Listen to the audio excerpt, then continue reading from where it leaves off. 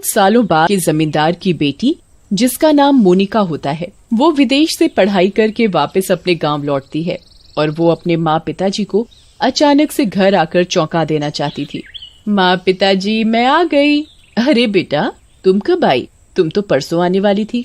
हाँ, मैं परसों आने वाली थी, पर मैं आपको अचानक से आकर चौंका देना चाहती थी। मेरा बच्चा। अच्छा, ये सब छोड़ो, तुम ये बताओ कि तुम कैसी हो और तुम्हें आने में कोई तकलीफ तो नहीं हुई? माँ पिताजी, मैं बिल्कुल अच्छी हूँ और मुझे यहाँ आने में कोई तकलीफ नहीं हुई और अब मैं यहीं रहूंगी अपने माँ पिताजी के पास।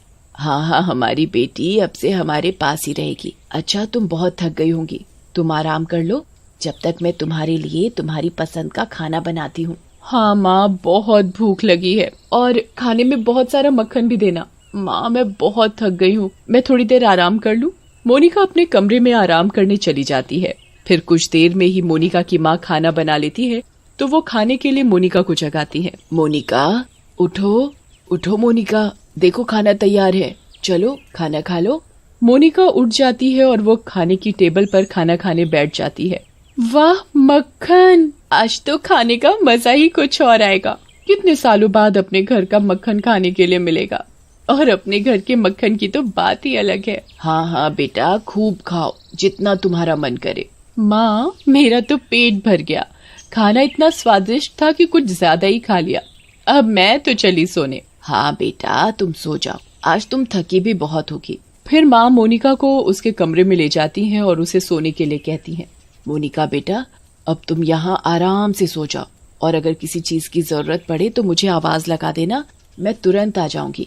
ये कहकर मोनिका की माँ अपने कमरे में सोने चली जाती है और मोनिका भी अपने कमरे में सो जाती है। और अगले दिन मोनिका नहा धोकर तैयार हो जाती है तो वो अपनी माँ से गांव और खेत देखने के लिए कहती है। माँ, बड़े दिन हो गए खेत देखे हुए, बड़ा मन कर रहा है खेत देखने का, मैं जरा खेत देख कर आती हूँ। हाँ हाँ, देख लेना, पहले कुछ खा पी तो ले, फिर उसके बाद देखने चली जाना। नहीं माँ, पहले मैं खेतों में घूम कर आती हूँ, फिर बाद में खाऊंगी। ये कहकर मोनिका खेतों में घूमने चली जाती है। खेतों में घूमते घूमते वो उसी गुफा के पास पहुँचती है जिसमें तांत्रिक ने चुड़ैल को कैद कर रखा था। तभी उसे उस गुफा में से अजीब सी रोने की आवाज आने लगती है, जैसे कोई मुसीबत में हो और वो मदद के लिए पुकार रहा हो। लगता है कि कोई गुफा के अंदर बंद हो गया है। मुझे अंदर जाकर देखना चाहिए, आखिर ये माजरा है तो क्या। मोनिका डरते डरते गुफा के दरवाजे पर जाती है और दरवाजे पर लगी कील को उखाड़कर वो गुफा के अंदर चली जाती है। गुफा के अंदर जाते ही वहाँ एक चुड़ैल को देखकर मोनिका बुरी तरह डर जाती है। चुड़ैल, तुम तो एक चुड़ैल हो। हाँ, मैं चुड़ैल हूँ। फिर चुड़ैल जोर जोर से हंसने लगती है। मैं आजाद हो गई। इतने सालों बाद मुझे आजादी मिली है। जो मेरा काम अधूरा रह गया था, अब मैं उसे पूरा करूंगी। मैं फिर से इस पूरे गांव पर राज करूंगी। तांत्रिक ने चुड़ैल को गुफा में जब कैद किया था तब उस समय मोनिका बहुत छोटी थी, इसीलिए मोनिका को चुड़ैल के बारे में कुछ नहीं पता था। फिर चुड़ैल मोनिका के शरीर में घुस जाती है और उधर मोनिका की माँ को मोनिका की चिंता होने लगती है। वो मोनिका के पिताजी से कहती है, सुनो जी, मोनिका कब की खेतों में घूमने गई है, अभी तक नहीं आई, मुझे तो उसकी बड़ी चिंता हो रही है। मोनिका की माँ, तुमने मोनिका को अकेले जाने क्यों दिया? चलो उसे ढूंढ कर लाते हैं। फिर मोनिका की माँ और पिताजी मोनिका को ढूंढने निकल जाते हैं। वो मोनिका को ढूंढ ही रहे होते हैं, तभी उन्हें मोनिका दिखाई दे जाती है। अरे वो देखो, वो रही मोनिका। मोनिका की माँ और पिताजी मोनिका के पास पहुँचते हैं। मोनिका बेटा, कहाँ चली गई थी तुम? मोनिका अपने पिताजी को कोई जवाब नहीं देती। क्या हुआ मोनिका बेटा, तुम चुप क्यों हो?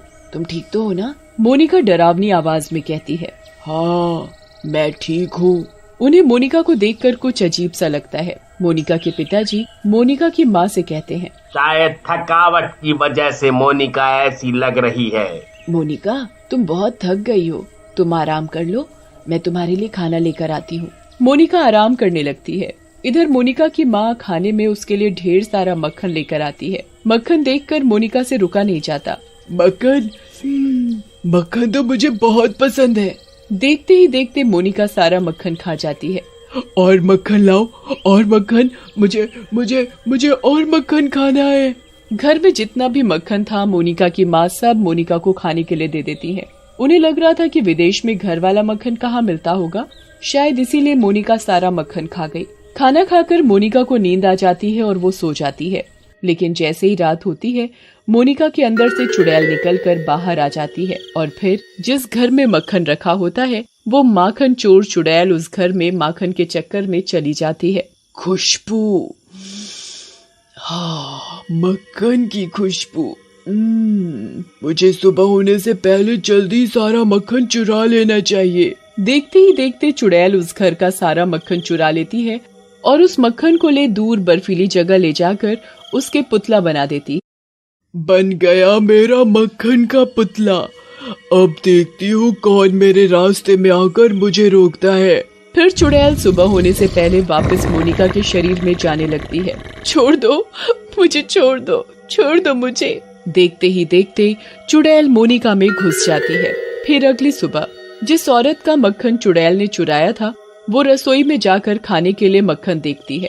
मक्खन कहाँ चला गया? मैंने तो मक्खन यहीं रखा था। ऐसा कैसे हो सकता है? मक्खन भला गायब कैसे हो सकता है? फिर वो औरत अपने पति के पास जाती है। सुनो जी, रसोई में मक्खन नहीं है, पता नहीं कहाँ चला गया। ऐसा कैसे हो सकता है? भला मक्खन कहाँ जा सकता है? देखो, मुझे जल्दी से खाना दे दो, मुझे खाना खाकर खेतों पर काम करने जाना है। औरत मन में सोचने लगती है, हाय राम, अब मैं इन्हें खाना कैसे दूं? ये तो बिना मक्खन के खाना खाते ही नहीं। ऐसा करती हूँ, पड़ोस की रानी दीदी से मांग कर ले आती हूँ। फिर वो औरत जल्दी से पड़ोस की रानी दीदी से मक्खन मांग लाती है और वो अपने पति को खाने के साथ मक्खन देती है। भाई मजा आ गया खाने का। जब तक खाने में मक्खन ना हो तो मजा ही नहीं आता। देखो, खाने में मुझे सब्जी मिले ना मिले पर मुझे मक्खन जरूर चाहिए। ठीक है जी। फिर जैसे ही शाम होती है तो गांव की औरतें अपने अपने घरों में मक्खन निकालने लगती हैं। जब उनका मक्खन निकल जाता है तो वो मक्खन को ऊंची सी जगह पर रख देती हैं। ऐसे ही उसी गांव की औरत मोही अपने घर में मक्खन निकाल कर रसोई में रख देती है और खाना खाकर सोने चली जाती है। फिर जैसे ही रात होती है चुड़ैल मोनिका के शरीर से बाहर निकल जाती है और वो देखती है कि घर के सभी लोग सोए हुए हैं। यही अच्छा मौका है लोगों के घर से मक्खन चुराने का। फिर चुड़ैल पास में ही मोही के घर में जाती है और उसका सारा का सारा मक्खन चुरा लेती है और चुड़ैल मक्खन को दूर बर्फीली जगह ले जाकर उसके पुतले बनाने लगती है। जब चुड़ैल मक्खन से पुतला बना लेती है, बन गया मेरा पुतला। अब जैसे ही मेरे सारे पुतले बन जाएंगे फिर मैं इन पुतलों में जान डाल दूंगी। फिर मैं सभी गांव वालों को अपना गुलाम बनाकर उन पर राज करूंगी। फिर ऐसे ही रोज रात को चुड़ैल मोनिका के शरीर से बाहर निकलती और लोगों के घरों का मक्खन चुरा कर ले जाती और उनके पुतले बना देती। अब सभी लोगों के घर का मक्खन घर से गायब होने लगा था। तो ये बात देखते ही देखते पूरे गांव में फैल गई और गांव के सभी लोग आपस में बातें करने लगते हैं। अरे, तुम्हें पता है, कुछ दिनों से मेरे घर का मक्खन ना जाने कौन चुरा कर ले जा रहा है। तभी एक औरत कहती है, हाँ रानी दीदी, मेरे घर का भी मक्खन गायब हो रहा है। समझ नहीं आ रहा ये सब कौन कर रहा है। मक्खन को कितना भी छुपा कर रख दो फिर भी मक्खन चोरी हो जाता है। पता नहीं ऐसा कौन सा चोर है जो पकड़ में ही नहीं आ रहा। तुम सही कह रही हो, हमें जल्दी ही इसका पता लगाना पड़ेगा। हाँ रानी दीदी, मेरे पास एक आइडिया है। हाँ बताओ। हम सब एक दिन मिलकर गांव के बीचों बीच सारा माखन रख देते हैं और हम सब गांववासी छुपकर उस रखे हुए माखन का पहरा देंगे। ऐसा करने से हमें पता लग जाएगा कि आखिर माखन कौन चुरा रहा है। हाँ, तुम बिल्कुल ठीक कह रही हो, हमें अब यही करना पड़ेगा। उसी रात सब गांववासी अपने घर से माखन लाकर गांव के बीचों बीच रख देते हैं। देखते ही देखते वो चुड़ैल माखन खाने आती है।